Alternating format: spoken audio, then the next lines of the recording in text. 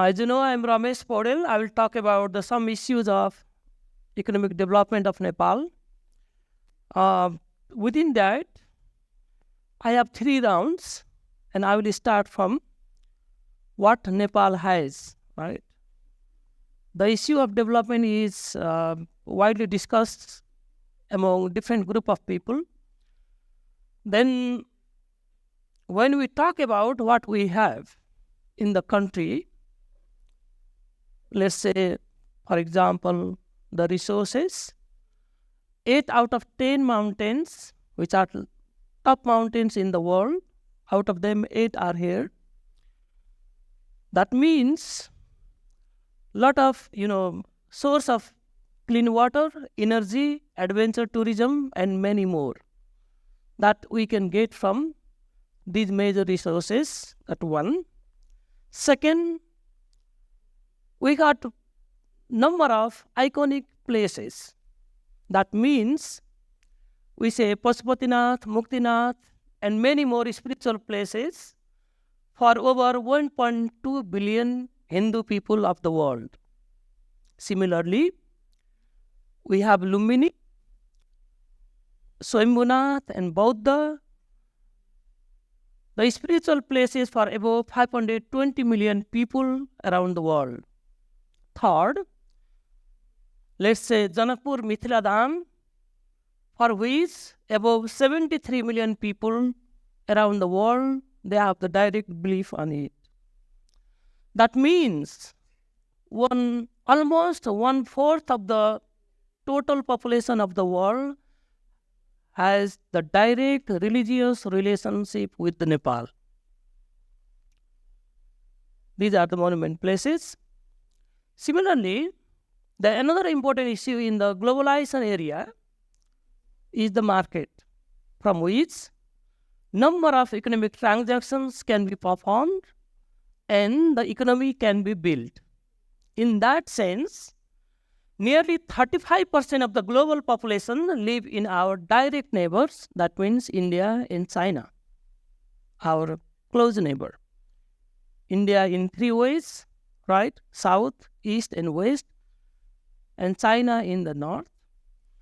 Plus, another 6% of the global population is in closed neighbors of the country, like is in Bangladesh, Pakistan, Myanmar, Sri Lanka, Afghanistan, and so on. That means, jointly together, around 42% of the total population of the world is nearby us. That means we have the huge potentiality of the market, as you see the scenario. Number 4, what we have? Lovely faces, human resources, and demographic dividend, right? We got good condition for another 2 decades of demographic dividend that started early 90s, and it will last around 2050, particularly in 2047 onward. That means another 25 years we have the good demographic dividends window. It means the majority of the working age population will be in the country, less dependency. The larger portion of the population will directly be involved in the economic activities, right? On the other hand, at the meantime, as we see, most of our friends, your friends, relatives, cousins, nephews, they are flying overseas for the job and education. That means many going overseas, and in fact, most of those Nepalese people in overseas are doing quite better compared to many other citizens of the world. That means we have the good manpower, comparatively, right? This is the relative term. At the meantime, our social indicators are getting improved, are getting better, and in fact, they are not bad compared to many other countries' perspective. Even in terms of LDC graduation, we are graduating based on the social development indicators and economic vulnerability issues, right? Then what's next? The important fact is the policy, right? We said the policy determines so many things. It helps to mobilize the resources and all the people, all the factors of productions to make the economic activities in the country. If so, in terms of policy, Nepal is not bad. That means Nepal is one of the earlier entrants of the liberalization and reform policy. That means we opened the border, we lowered the tariffs, we reformed the tax policies in the country, we did a lot of privatization. However, it has some bad consequences as well, but we adopted mixed economy with better planning concept. In the history, our planning culture has been almost for 7 decades now. And now we are organizing, we are drafting the 16th plan of the country, right? Then, if we talk about what we need for the economic development, based on a lot of theories and models and your lessons, you know that these three things are important, right? Capital, labor, and technology. I have given you the different color. Capital, a bit yellow type. Labor, I put it in the green, and technology, sort of shadow type of. I wanted to put in gray, but it seems to be black here. Anyway, capital can be managed if we maintain the openness by FDI and so many other resources, right? We can request the diaspora, request them to send money back to country and so on. Labor, we have to access labor so that people are going overseas. That means another fundamental things we have. By the combination of these two things, like a gig economy and IT and all these issues, the technology can be adapted very soon or can be upgraded based on these two important factors of production. That means with it all, Nepal has a good potential for economic development. Still, it has not happened. That means what went wrong is the major issue. Let's go for a few comparative perspective, right? The main problem seems to be our economy is growing but slowly. It's not stagnant. It's going up. But the speed is not as expected by us. That is the problem. That has spread some of the frustration, some of the pessimism, some of the fewer economic activities in the country. That's one issue. For that purpose, let's go for this table. Within that, I have put the average growth rate of Nepal and Bangladesh, Laos, Ethiopia, and Uganda. Those last three are the landlocked countries like Nepal. Bangladesh is one of the fastest growing economy in our region, right? Very close by, and a big number of population as well. I have given you these two first rows up to here, and average growth for the 85 to 22 here. This is the latest one, 2001 to 22. All are green. That means the first row is greater than the second row, except for Nepal, right? That means in the later stage, average growth rate of Nepal has declined compared to that of earlier period. But in case of Bangladesh, Laos, Ethiopia, Uganda, all these countries have progressed much faster in terms of their economic growth. Then this is somehow a critical issue for Nepalese growth perspective. These three lines, three rows here, they show the per capita GDP of those respective countries for 1985 and 2022. For example, Nepal's per capita GDP was $150 in 1985, while Bangladesh was in $232 and so on.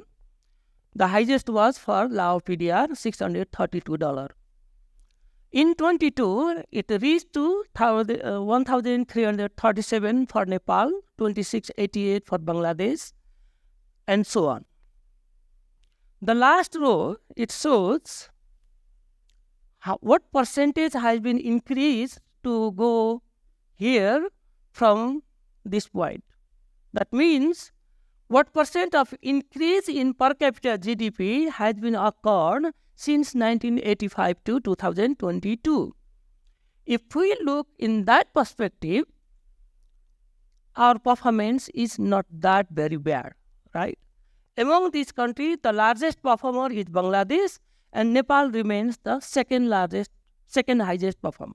That means this economy grew, or per capita GDP of Nepal grew on the rate of 791%, compared to that of Bangladesh 1058, and so on, Uganda 311%. That means our foundation was low, therefore we are growing a bit slowly.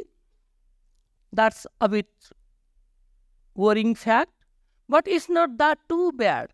Because of the low foundation, we are growing a bit so rate, not as high as of Bangladesh, but not bad, because if we compared with other 3 landlocked developing countries, Laos, PDR, nearby us, Ethiopia, and Uganda. That means even if we could better, even if we could do better than Bangladesh or many other countries, that will be a very good environment in terms of economic development.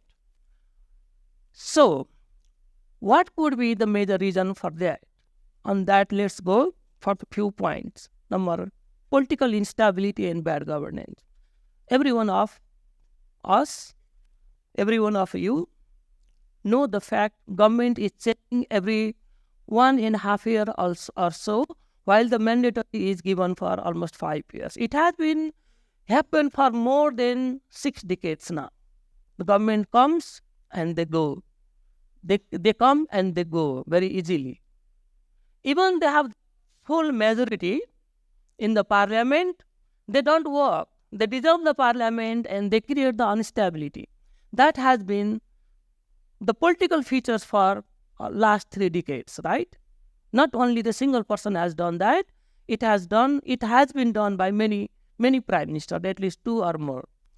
Then the average tenure is 1.5 years for the long time. That creates the political instability, that causes the policy inconsistency, and that lose the confidence from the investment sector or private sector.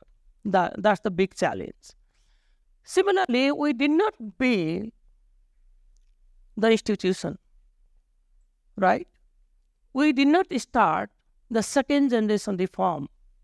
If we would have the second generation reform followed by the earlier intense history of the liberalization and reform, that could provide the fruits to the economy, we did not do that in the cost of political instability, and that has created a lot of problem.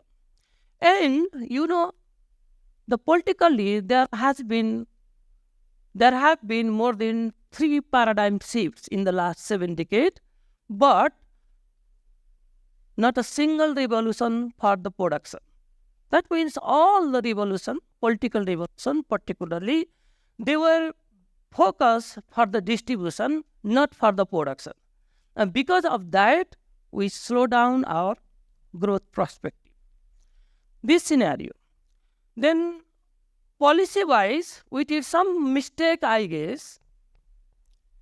We had to look inside, but instead we looked outside, right? In terms of our consumption, in terms of our production, in terms of our, construction activities, and so on. For example, there are many examples can be given, like we started consuming junk food, while we had a lot of organic and local and indigenous types of food. We forgot them and we started pizza, burgers, lot of junk foods. That has created a number of non-communicable diseases. That's one hand. Other ways, it has cost the cost of economy as well. Similarly, our, the system of constructions has been changed. We try to import a lot of imported materials in our house and buildings, roads, and we forget about our technology, our local resources, local raw materials, and so on. And it has caused so many lives, so many generations, so many costs. That sort of history is coming up. Our education system did not support our production system, even it did not support our consumption. We did not teach the people, we did not teach the students what is our indigenous technology, what are the advantages of that, how it can be upgraded in terms of technology. We did not focus at all on those things. Because of that, we lost the comparative advantage in the international economy as well. Even having the largest market in the neighbors, we could not sell even the single product in the massive scale. That is the problem. That means because of all that scenario, all the youth, I don't say, but most of the youth in the country, they lost the confidence on our operating system, our governing system, our economy, and so on. Despite having biodiversity, right, varieties of land, very agreeable land, cultural diversity, and so many issues that could be easily branded in the international arena, we are lagging behind. Yes. Here, that I was talking about, this is the simple stage of green leaves of trees that can be used for the plates and a lot of parties and issues. We had enough using this type of leaf plates, right? We could upgrade the technology and start from here, this point. But we jumped without going here to this point, and this has captured the market with a lot of economic problem, environmental problems, and issues there. Just for easiness, we have gone to that place. Similarly, this house is built from local resources and the stone on the top of the roof. It could last for almost 5 decades or more. It is very warm in the cold weather or in winter, and very suitable weather. It maintains the good temperature even in the summer. We forget that, and we try to replace all the roofs in the hill region, even in the mountain, by the Justapata, tin, and so on. The problem it doesn't have the good heat resistance, neither the cold resistance power in this product. If we were using this product in the massive scale, that could use our raw materials, that could upgrade our technology, that could create our employment for our youth in the villages. We forgot that and we jumped on that scenario. That means what we can do now onward. What are the roads ahead despite those policy setbacks and those activities that we preferred in the past? That means I have used some of the literatures in the research arena and some of the theory and prepare some of the roads ahead. That means our road is Nepal's future is bright, of course, but we need to go back and correct those policies that we forget our domestic resources, indigenous technology, and so on. Let's try to upgrade that in terms of technology so that the better comparative advantage can be grabbed from the international market. Those things that we have are not available with the neighbors. That's the main fact. That means all the economic activities, industry, those areas can be concentrated more and export them in overseas as well. No more political revolution onward. Rather, we focus for the creativity, innovation, and production to upgrade the technology itself too. Yes, of course, we need to improve the governance quality. The terms of governance is very important. That means people should get whatever they should get. They should not get by demanding, by struggling, by fighting each other, and so on. Whatever the government's rules provides, that should be easily available to them without any struggle. That is the quality of governance. That can create the business confidence, that can maintain the investment climate, and so on. For that, we need to improve the legal system. We need to improve the environment for contract enforcement for the business community, and so on. Then we need to redesign the education policy, focusing on those drawbacks that I discussed earlier. Similarly, let's think that our life is for the creation, not for the fight and fight, right? Not for only the conflicts.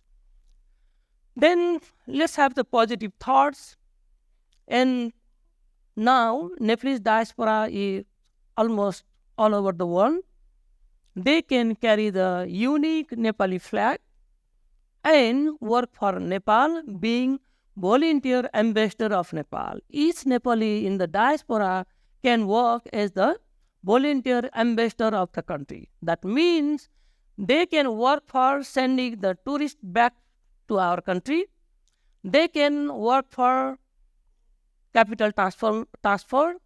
They can work for knowledge transfer, so that our local resources, local brain, local technology can get the international market easily. Similarly, in terms of economic development, we probably should focus on agro-based industry, tourism, and hydro. Probably the policy, education, all things should be directed towards those areas. There are, of course, so many other areas, but they should be on more focus. And when the Donald Trump won the election last time in the US, there are some literatures, they are discussing about the demise of policy liberalization era. That means we need to focus more on second generation reform, focusing on institution building, quality infrastructure, building better connectivity with the production hubs, and ultimately the economic nationalism. When we are able to maintain the economic nationalism, those points that I discussed earlier can be in the best priority, right? There are hundreds of those products can be uplifted with the better technology for the better comparative advantage in the international market. While we do all of these things, probably we can maintain the better circular economy as well, which is the target of the global economy at the moment. I want to stop it here. Thank you very much for your patience.